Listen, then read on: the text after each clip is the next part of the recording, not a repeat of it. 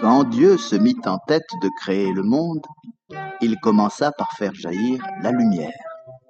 Idée lumineuse, si l'on peut dire, car cette nouvelle clarté lui permit d'abattre tout le travail de ce premier jour, les différents éléments de l'univers.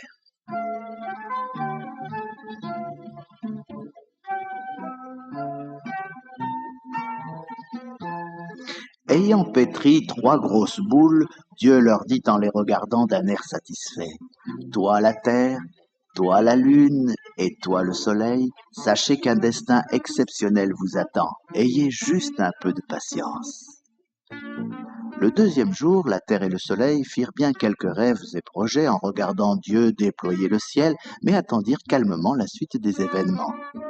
Quant à la lune, elle fut incapable de maîtriser son impatience. Elle s'agita sans arrêt, roulant de ci, roulant de là, et passant à tout bout de champ sous le nez du Créateur pour se faire remarquer.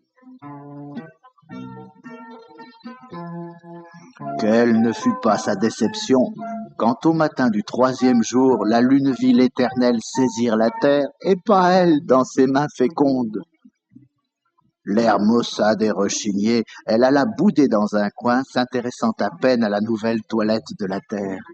Celle-ci pourtant devenait bien belle dans sa robe de mers et de montagnes, de forêts et de prés. Toutefois, vers le soir, la lune se souvint de la phrase de l'Éternel. N'avait-il pas dit dans cet ordre: « Toi la terre, toi la lune et toi le soleil ?» Nul doute que son tour viendrait le lendemain, la lune s'endormit en souriant.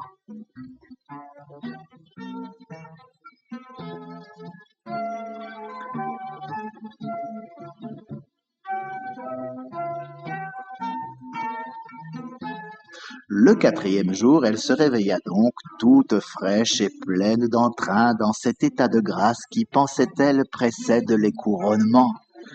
Aussi, quelle ne fut pas sa déception lorsqu'elle vit le Créateur la saisir en même temps que le soleil.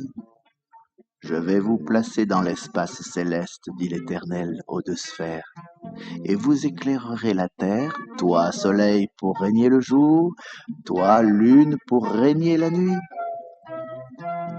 Alors, fâchée de comprendre que le soleil avait la même taille et la même importance qu'elle, la lune remarqua d'un ton pincé: « Peut-on imaginer que 2 rois portent la même couronne ?» Puisque telle était son opinion, Dieu ne fit ni une ni deux. Il diminua la lune. En voyant le soleil devenu plus grand qu'elle, la pauvre crut mourir de honte. Elle eut tellement de chagrin que Dieu, pour l'apaiser, lui fit un cadeau. Il lui offrit un cortège d'étoiles.